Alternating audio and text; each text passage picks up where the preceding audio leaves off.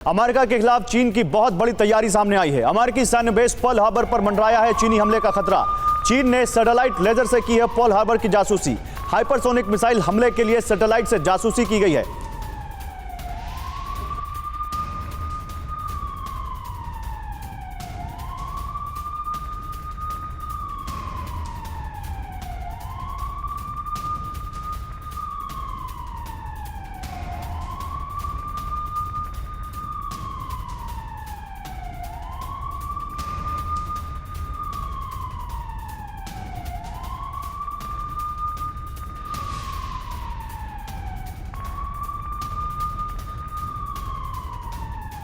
चलिए आइए आपको बताते हैं इस बारे में, पर्ल हार्बर की जासूसी क्यों कर रहा है चीन। क्या एक बार फिर जैसा पर्ल हार्बर पर जापानीज अटैक हमने देखा था वैसा कोई चाइनीज अटैक भी हो सकता है? क्या अमेरिका पर हमला करेगा चीन? बहुत बड़ी खबर। पहले देखिए खबर क्या है।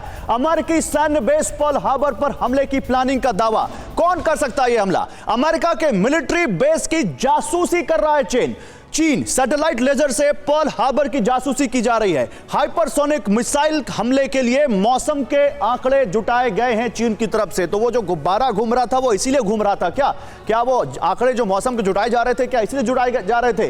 क्योंकि ये बहुत बड़ी जानकारी है। अगर पर्ल हार्बर पर अटैक होता है चीन की तरफ से तो वो जो जापानीज अटैक हुआ था, जिस तरह से उसने अमेरिका को जापान पर न्यूक्लियर हमले के लिए मजबूर कर दिया था, क्या वैसा कुछ हो जाएगा? आप देखिए पहले सबूत, चीनी गुब्बारे और सैटेलाइट लेजर, ये सबूत है बताने के लिए कि चीन जासूसी तो कर रहा है। जासूसी किसकी हो रही है? मोंटाना, जहां पर वो गुब्बारे घूमते हुए देखे गए थे अमेरिका के ऊपर, वो न्यूक्लियर मिसाइल एक क्षेत्र है। पर्ल हार्बर अमेरिका का बड़ा सैन्य बेस है और इन दोनों की जासूसी हुई है, एक तरफ गुब्बारे से एक तरफ सैटेलाइट लेजर से। सवाल यहां पर है कि पर्ल हार्बर अहम क्यों है? पर्ल हार्बर से क्या होगा?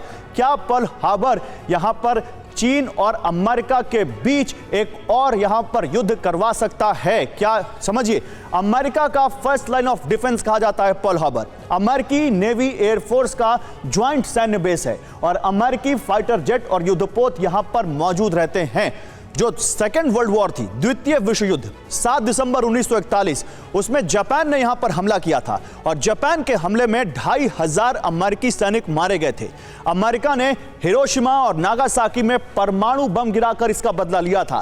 क्या पर्ल हार्बर जैसा कुछ हो सकता है विंग कमांडर सहाय साहब? मुश्किल लगता है क्योंकि पर्ल हार्बर अब वो पहले वाला पर्ल हार्बर नहीं है। आज के दिन में वो पैसिफिक सबसे मजबूत पैसिफिक फ्लीट है अमेरिका का। वहां पे 2.5 लाख के आसपास तो वहां नौसैनिक हैं, 2000 के आसपास तो वहां अमेरिकन फाइटर जहाज है, 200 के आसपास वहां अमेरिकन शिप्स हैं।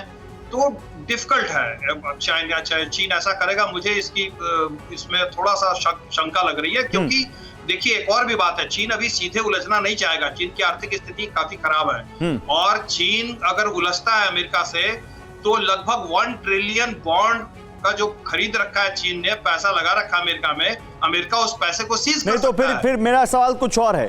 फिर ये मौसम के आंकड़े जुटाने के लिए तो जासूसी नहीं हो रही होगी अमिताभ जी?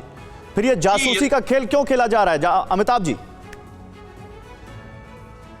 देखिए गौरव, दुनिया जो है एक नए वॉर जोन की तरफ बढ़ा है और उस वॉर जोन में इंटेलिजेंस, कम्युनिकेशन और इलेक्ट्रॉनिक्स का इंपॉर्टेंस बहुत बढ़ गया है।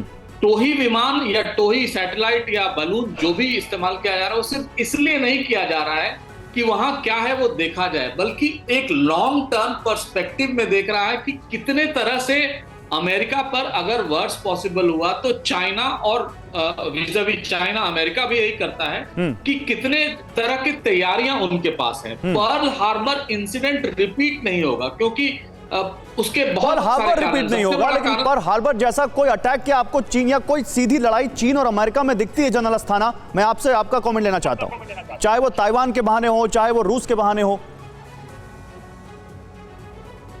लेकिन ये वास्तविकता है कि अमेरिका और चीन के बीच में ये कोल्ड वॉर 2.0 चल रहा है। ये वास्तविकता है और इसमें दोनों ही देश इंटेलिजेंस गैदरिंग करेंगे, पोस्चरिंग करेंगे, दबाव डालेंगे और दबाव डालने के कई तरीके हैं और बैलून और ये लेजर से पर्ल हार्बर में जो वहां पे की खबर हासिल करना, ये भी एक दबाव डालने का तरीका है। ठीक है।